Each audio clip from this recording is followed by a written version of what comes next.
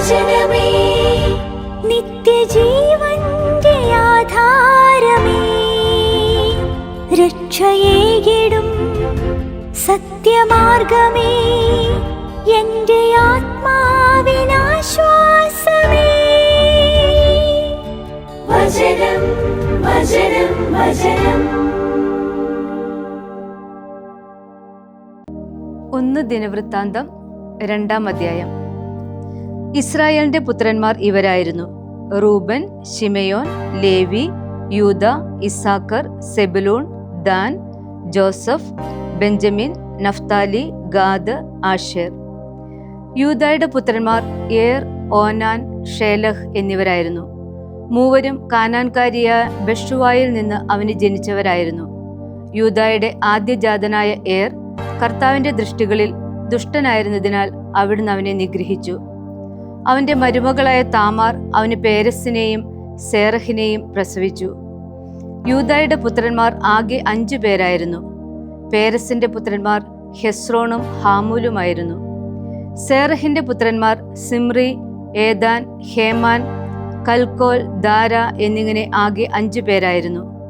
കർമ്മിയുടെ പുത്രൻ ആഖാറാണ് അർപ്പിത വസ്തുവിൽ അവിശ്വസ്തത പ്രവർത്തിച്ച ഇസ്രായേലിലെ പ്രശ്നക്കാരൻ. ഏദാന്റെ പുത്രനാണ് അസറിയ. ഹെസ്രോന് ജനിച്ച അവന്റെ പുത്രന്മാർ യെറഹമേൽ, റാം, കെലൂബായ് എന്നിവരായിരുന്നു. റാം അമിനാദാബിനെ ജനിപ്പിച്ചു. അമിനാദാബ് യഹൂദ്യരുടെ നേതാവ് നഹ്ഷോനെ ജനിപ്പിച്ചു. നഹ്ഷോൻ സൽമയെ ജനിപ്പിച്ചു. സൽമ ബോവാസിനെ ജനിപ്പിച്ചു. ബോവാസ് ഓബെദിനെ ജനിപ്പിച്ചു. ഓബെദ് ജെസ്സയെ ജനിപ്പിച്ചു. ജെസ്സെ തന്റെ ആദ്യജാതൻ എലിയാബിനെ ജനിപ്പിച്ചു.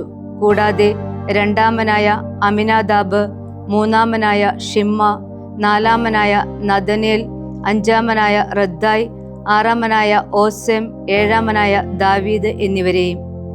സെറൂയായും അബിഗായിലും ഇവരുടെ സഹോദരിമാരായിരുന്നു. സെറൂയായുടെ 3 പുത്രന്മാർ അബിഷായി, യോവാബ്, അസഹേൽ എന്നിവരായിരുന്നു. അബിഗായിൽ അമാസയെ പ്രസവിച്ചു.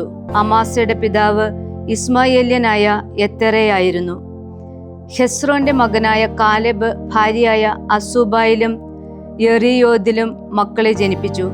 ഇവരാണ് അവളുടെ പുത്രന്മാർ: യേശർ, ഷോബാബ്, അർദോൻ. അസൂബ മരിച്ചപ്പോൾ കാലെബ് എഫ്രാത്തിനെ സ്വന്തമായി സ്വീകരിച്ചു. അവൾ അവനുവേണ്ടി ഹൂറിനെ പ്രസവിച്ചു. ഹൂർ ഊറിയെ ജനിപ്പിച്ചു. ഊറി ബെസാലേലിനെ ജനിപ്പിച്ചു. പിന്നീട് ഹെസ്രോൻ ഗിലെയാദിന്റെ പിതാവായ മാഹീറിന്റെ മകളെ പ്രാപിച്ചു. അവൻ അവളെ സ്വീകരിച്ചപ്പോൾ അവന് 60 വയസ്സുണ്ടായിരുന്നു. അവൾ അവനു വേണ്ടി സെഗൂബിനെ പ്രസവിച്ചു. സെഗൂബ് യായീറിനെ ജനിപ്പിച്ചു. അവന് ഗിലെയാദിൽ 23 നഗരങ്ങളുണ്ടായിരുന്നു. ഗഷൂറും ആരാമും ഹവ്വോത്ത് യയീർ, അതായത് കെനാത്തും അതിന്റെ ഗ്രാമങ്ങളായ 60 പട്ടണങ്ങളും അവരിൽ നിന്ന് പിടിച്ചെടുത്തു.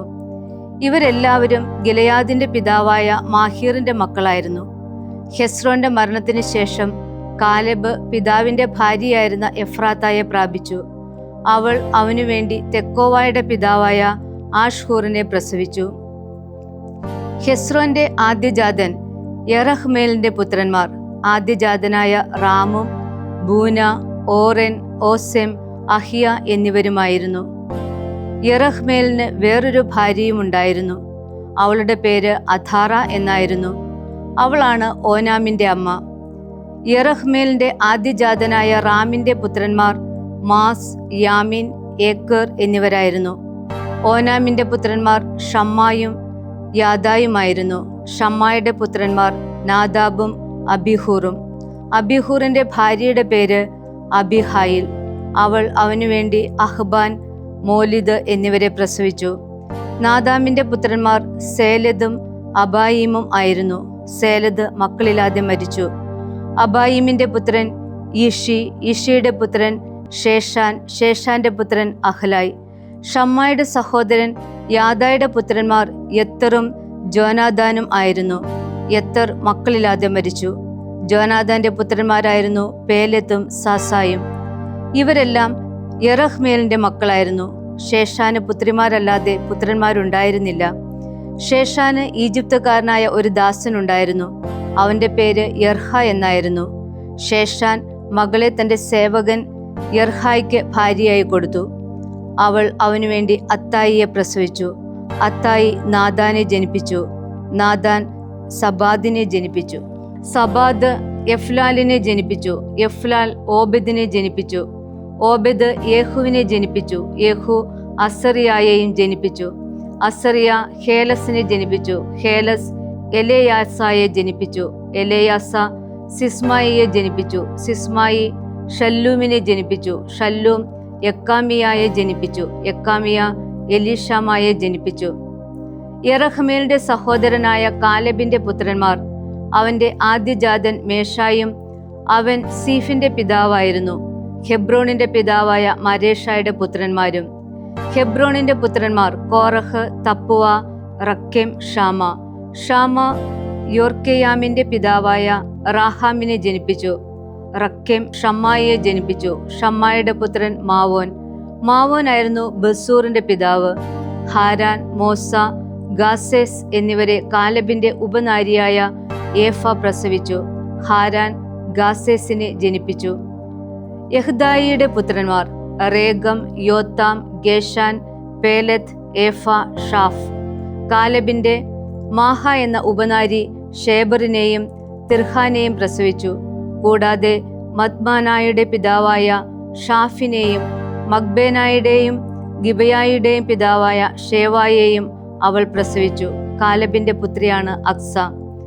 എഫ്രാത്തായുടെ ആദ്യജാതനായ ഹൂറിന്റെ പുത്രനായ കാലെബിന്റെ പുത്രന്മാർ ഇവരായിരുന്നു: കിരിയാത്ത് യയാറീമിന്റെ പിതാവ് ഷോബാൽ, ബേത് ലെഹേമിന്റെ പിതാവ് സൽമ, ബേത് ഗദറിന്റെ പിതാവ് ഹാരെഫ്.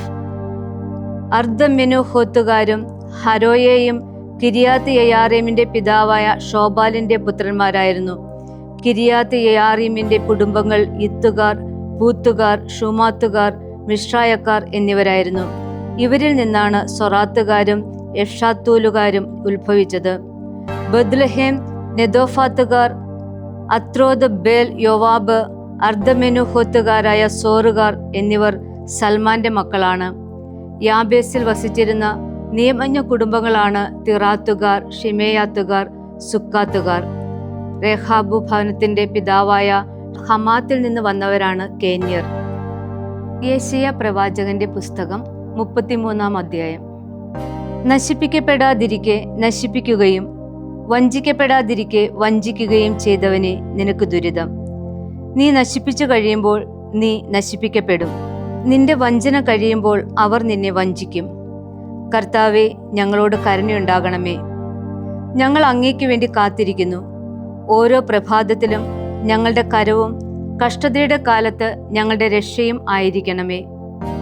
ഗർജന സ്വരത്താൽ ജനതകൾ ചിതറിപ്പോയി. അങ്ങ് എഴുന്നേറ്റപ്പോൾ ജനതകൾ ചിതറിപ്പോയി. വെട്ടുക്കിളി കൂടുന്നതുപോലെ നിങ്ങളുടെ കൊള്ള മുതൽ ശേഖരിക്കപ്പെടും. വെട്ടുക്കിളികൾ ചാടുന്നത് പോലെ അവർ അതിൽ ചാടി വീഴും. കർത്താവ് ഉന്നതനാണ്, എന്തെന്നാൽ അവിടുന്ന് ഉന്നതത്തിൽ വസിക്കുന്നു. അവിടുന്ന് സിയോനെ നീതിയും ധർമ്മനിഷ്ഠയും കൊണ്ട് നിറച്ചിരിക്കുന്നു. രക്ഷയുടെ സമൃദ്ധിയും ജ്ഞാനവും അറിവും നിന്റെ കാലത്തിന്റെ ഉറപ്പായിരിക്കും. കർത്തൃഭയം അവിടുന്ന് നൽകുന്ന നിധിയും. അതാ അവരുടെ വീരന്മാർ തെരുവിൽ നിലവിളിക്കുന്നു. സമാധാന ദൂതന്മാർ കൈപ്പോടെ കരയും. രാജവീഥികൾ ശൂന്യമായി കിടക്കുന്നു. പതികൻ ഇല്ലാതായി. അവൻ ഉടമ്പടി ലംഘിച്ചു. പട്ടണങ്ങൾ പരിത്യജിച്ചു. മർത്യനെ പരിഗണിച്ചില്ല. ദേശം തളർന്നു കരഞ്ഞു. ലെബനോൻ ലജ്ജിച്ച് തളർന്നു. ഷാരോൺ മരുഭൂമി പോലെയായി. ബാഷാനും കാർമെലും ഇലകൊഴിച്ചു. കർത്താവ് അരുൾ ചെയ്യുന്നു, ഇപ്പോൾ ഞാൻ എഴുന്നേൽക്കും. ഇപ്പോൾ ഞാൻ എന്നെ തന്നെ ഉയർത്തും. ഇപ്പോൾ ഞാൻ ഉയർത്തപ്പെടും. നിങ്ങൾ പതിര് ഗർഭം ധരിച്ച് വൈക്കോൽ പ്രസവിക്കും. നിന്റെ നിശ്വാസം അഗ്നിയാണ്, അത് നിങ്ങളെ ദഹിപ്പിക്കും. ജനതകൾ നീറുന്ന കുമ്മായം പോലെയാകും. മുറിച്ചു കളയപ്പെട്ട മുള്ളുപോലെ അവർ അഗ്നിയിൽ ദഹിക്കും. വിദൂരസ്ഥരെ, ഞാൻ എന്താണ് ചെയ്തതെന്ന് ശ്രവിക്കുവിൻ. സമീപസ്ഥരെ, എൻ്റെ ശക്തി അറിഞ്ഞുകൊള്ളുവിൻ. പാപികൾ സിയോനിൽ പരിഭ്രാന്തരായിരിക്കുന്നു. ദേവദൂഷകരെ വിറയൽ ഗ്രസിച്ചിരിക്കുന്നു. ദഹിപ്പിക്കുന്ന അഗ്നിയോടൊപ്പം നമ്മിൽ ആർക്ക് വസിക്കാനാവും? നമ്മിൽ ആർക്ക് നിത്യജ്വാലയിൽ താമസിക്കാൻ കഴിയും? നീതിയിൽ ചരിക്കുകയും സത്യം സംസാരിക്കുകയും ചെയ്യുന്നവൻ, കവർച്ചയുടെ ലാഭം വഴിയുള്ള നേട്ടം നിരസിക്കുന്നവൻ, കൈക്കൂലി വാങ്ങാതിരിക്കാൻ കൈ കുടയുന്നവൻ, രക്തച്ചൊരിച്ചിലിനെ പറ്റി കേൾക്കാതിരിക്കാൻ ചെവി പൊത്തുന്നവൻ, തിന്മ ദർശിക്കാതിരിക്കാൻ തൻ്റെ കണ്ണ് ചിമ്മുന്നവൻ. അവൻ ഉന്നതങ്ങളിൽ വസിക്കും. ശിലാദുർഗങ്ങൾ അവൻ്റെ അഭയസ്ഥാനമായിരിക്കും. അവന് ആഹാരം നൽകപ്പെടും, സുസ്ഥിരമായി ജലം ലഭിക്കും. രാജാവിനെ അവൻ്റെ അഴകോടെ നിന്റെ നയനങ്ങൾ കാണും. വിദൂരങ്ങളിലെ ദേശവും അവ ദർശിക്കും. ഒരിക്കൽ ഭയപ്പെടുത്തിയിരുന്ന കാര്യങ്ങൾ നീ ഓർക്കും. എണ്ണിയവൻ എവിടെ? കപ്പം തൂക്കി നോക്കിയവൻ എവിടെ? ഗോപുരങ്ങൾ എണ്ണിയവൻ എവിടെ? ഗർവിഷ്ഠരായ ഒരു ജനത്തെ നീ കാണുകയില്ല. മനസ്സിലാക്കാൻ വിഷമമുള്ള ദുർഗ്രഹ ഭാഷയുള്ള വിക്കി വിക്കി പറയുന്ന ജനത്തെ തന്നെ. ഇതാ നമ്മുടെ സമ്മേളനങ്ങളുടെ നഗരമായ സിയോൻ, പ്രശാന്ത വസതിയും അജഞ്ചല കൂടാരവുമായ ജെറുസലേമിനെ നിന്റെ കണ്ണുകൾ കാണും. അതിൻ്റെ കുറ്റികൾ ഒരിക്കലും പിഴുതെടുക്കുകയോ കയറുകളൊന്നും പൊട്ടുകയോ ഇല്ല. തണ്ടുവള്ളങ്ങൾ പോകാത്തതും പ്രൗഢിയാർന്ന കപ്പലുകൾ കടന്നു പോകാത്തതുമായ വിസ്തൃത നദികളും തോടുകളുമുള്ള സ്ഥലമായി പ്രതാപവാനായ കർത്താവ് നമുക്ക് വേണ്ടി അവിടെ ഉണ്ടായിരിക്കും. കർത്താവ് നമ്മുടെ ന്യായാധിപനാണ്. കർത്താവ് നമ്മുടെ നിയമദാതാവാണ്. കർത്താവ് നമ്മുടെ രാജാവാണ്. അവിടുന്ന് നമ്മെ രക്ഷിക്കും. നിന്റെ കയറുകൾ അയഞ്ഞിരിക്കുന്നു. പാമരം ഉറപ്പിക്കാനും പതാക നിർത്താനും അതിനായില്ല. സമൃദ്ധമായ കൊള്ള മുതൽ പങ്കിടപ്പെട്ടു. മുടന്തന്മാരും വസ്തു കൊള്ളയടിച്ചു. അവിടുത്തെ നിവാസികൾ ആരും ഞാൻ രോഗിയാണെന്ന് പറയുകയില്ല. അതിൽ വസിക്കുന്ന ജനത്തിന്റെ അകൃത്യങ്ങൾ ക്ഷമിക്കപ്പെടും. വിശുദ്ധ യോഹന്നാൻ എഴുതിയ സുവിശേഷം 17-ാം അധ്യായം. ഇവ പറഞ്ഞ ശേഷം യേശു സ്വർഗത്തിലേക്ക് കണ്ണുകൾ ഉയർത്തി പ്രാർത്ഥിച്ചു. പിതാവേ, ആ മണിക്കൂർ വന്നിരിക്കുന്നു. പുത്രൻ അവിടുത്തെ മഹത്വപ്പെടുത്തേണ്ടതിന് പുത്രനെ അങ്ങ് മഹത്വപ്പെടുത്തണമേ. എന്തെന്നാൽ അവിടുന്ന് അവന് നൽകിയിട്ടുള്ളവർക്കെല്ലാം അവൻ നിത്യജീവൻ പ്രദാനം ചെയ്യേണ്ടതിന് എല്ലാവരുടെയും മേൽ അവിടുന്ന് അവന് അധികാരം കൊടുത്തിരിക്കുന്നുവല്ലോ. ഇതാണ് നിത്യജീവൻ, ഏകസത്യദൈവമായ അവിടുത്തെയും അങ്ങയച്ച യേശുക്രിസ്തുവിനെയും അവർ അറിയുക. അവിടുന്ന് എന്നെ ഏൽപ്പിച്ച ജോലി പൂർത്തിയാക്കിക്കൊണ്ട് ഭൂമിയിൽ അവിടുത്തെ ഞാൻ മഹത്വപ്പെടുത്തി. ആകയാൽ പിതാവേ, ലോക സൃഷ്ടിക്ക് മുമ്പ് എനിക്ക് അവിടുത്തോടു കൂടെ ഉണ്ടായിരുന്ന മഹത്വത്താൽ ഇപ്പോൾ അവിടുത്തെ സന്നിധിയിൽ എന്നെ മഹത്വപ്പെടുത്തണമേ. ലോകത്തിൽ നിന്ന് അവിടുന്ന് എനിക്ക് നൽകിയവർക്ക് അവിടുത്തെ നാമം ഞാൻ വെളിപ്പെടുത്തി. അവർ അങ്ങയുടേതായിരുന്നു. അങ്ങ് അവരെ എനിക്ക് നൽകി. അവർ അങ്ങയുടെ വചനം പാലിക്കുകയും ചെയ്തു. അങ്ങ് എനിക്ക് നൽകിയവയെല്ലാം അങ്ങിൽ നിന്നാണെന്ന് അവർ ഇപ്പോൾ അറിയുന്നു. എന്തെന്നാൽ അങ്ങ് എനിക്ക് നൽകിയ വചനം ഞാൻ അവർക്ക് നൽകി. അവർ അത് സ്വീകരിക്കുകയും ഞാൻ അങ്ങയുടെ അടുക്കൽ നിന്ന് വന്നുവെന്ന് സത്യമായി അറിയുകയും അങ്ങനെ അയച്ചുവെന്ന് വിശ്വസിക്കുകയും ചെയ്തു. ഞാൻ അവർക്ക് വേണ്ടിയാണ് യാചിക്കുന്നത്, ലോകത്തിന് വേണ്ടിയല്ല. അങ്ങ് എനിക്ക് തന്നവർക്ക് വേണ്ടിയാണ് യാചിക്കുന്നത്. എന്തെന്നാൽ അവർ അങ്ങേക്കുള്ളവരാണ്. എനിക്കുള്ളതെല്ലാം അങ്ങയുടേതാണ്. അങ്ങേക്കുള്ളവയെല്ലാം എൻ്റേതും. ഞാൻ അവയിൽ മഹത്വപ്പെട്ടിരിക്കുന്നു. ഇനിമേൽ ഞാൻ ലോകത്തിലല്ല, എന്നാൽ അവർ ലോകത്തിലാണ്. ഞാൻ അങ്ങയുടെ അടുത്തേക്ക് വരുന്നു. പരിശുദ്ധനായ പിതാവേ, നമ്മെപ്പോലെ അവരും ഒന്നായിരിക്കേണ്ടതിന് അവിടുന്ന് എനിക്ക് നൽകിയ അവരെ അങ്ങയുടെ നാമത്തിൽ അങ്ങ് കാത്തുകൊള്ളണമേ. ഞാൻ അവരോടു കൂടെ ആയിരുന്നപ്പോൾ അങ്ങ് എനിക്ക് നൽകിയ അവരെ അങ്ങയുടെ നാമത്തിൽ അവരെ ഞാൻ സംരക്ഷിച്ചു. ഞാൻ അവരെ കാത്തു സൂക്ഷിച്ചു. വിശുദ്ധ ലിഖിതം പൂർത്തിയാകാൻ വേണ്ടി നാശത്തിന്റെ പുത്രനല്ലാതെ അവരിൽ ആരും നഷ്ടപ്പെട്ടിട്ടില്ല.